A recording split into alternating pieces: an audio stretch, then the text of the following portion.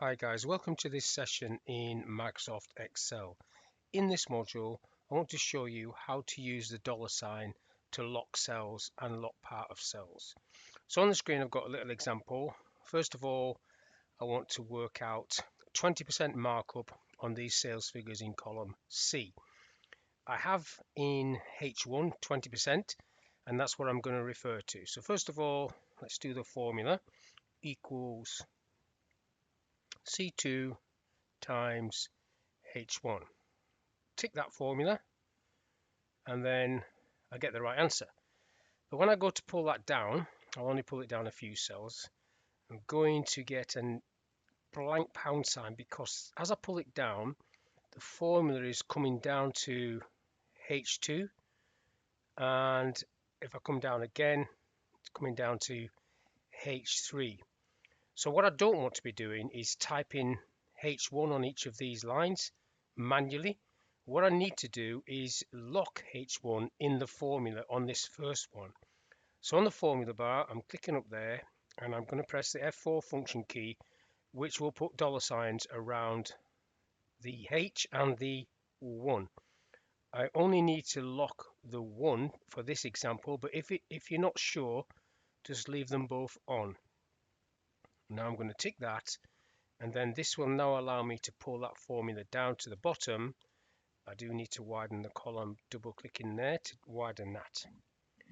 Now what I want to do is work out the total of these two, so I'm going to use the sum function. It will pick up the correct range. I'm clicking the tick and I'm going to double click this little black cross down to the bottom. It'll stop there because it will hit this, and it would stop anyhow because there's no data next to it. Now what I also want to do is create what's called a running total, which basically means as I go down, the first one will be the same as that, the second one will add those two up, the third one will add those three up.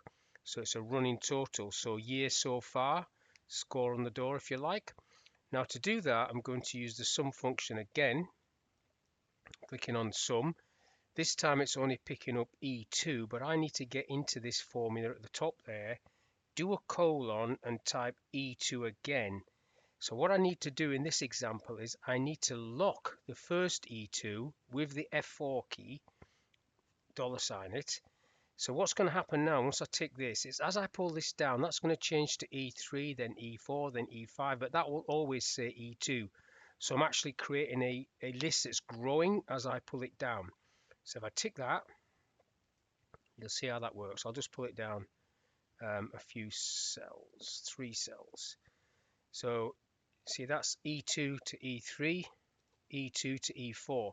So that says 79920. If I highlight these first 3, look down here at the ready reckoner, sum 79920. So that is working.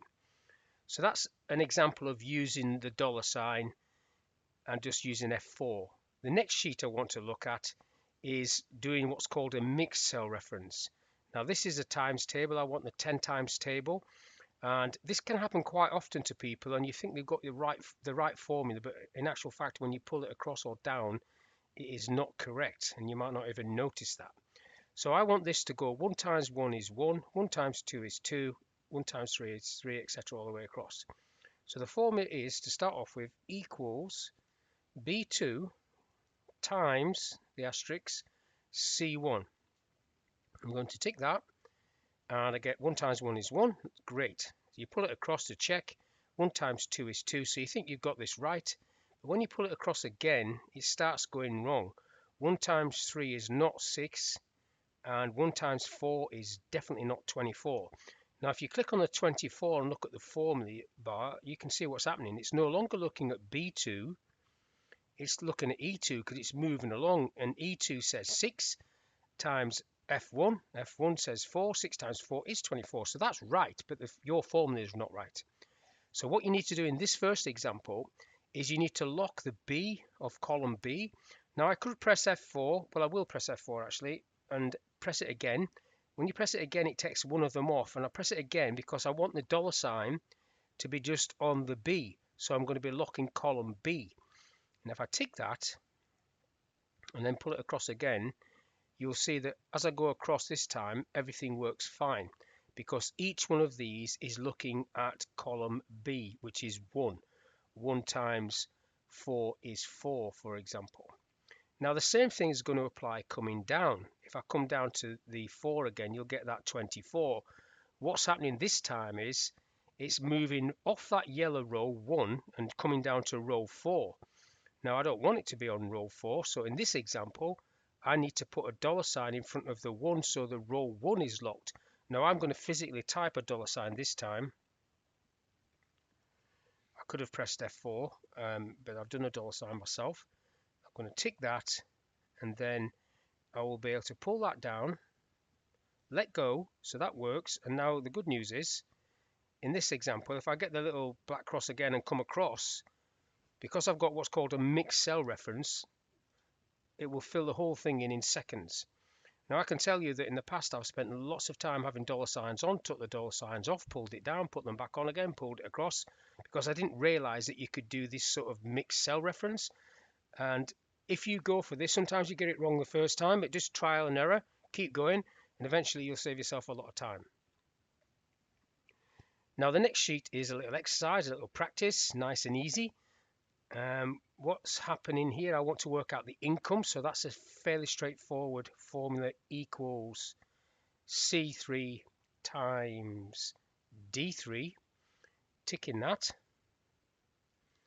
3,000, and then I can get my little black cross and tap tap, down it goes. So now I want to know what that 3,000 is as a percentage of that and each of the other ones as well. So this is where the dollar sign will come in. So it's going to be equals E3 divided by E10. Now I want to pull this down, so I need to lock E10 with the F4 key.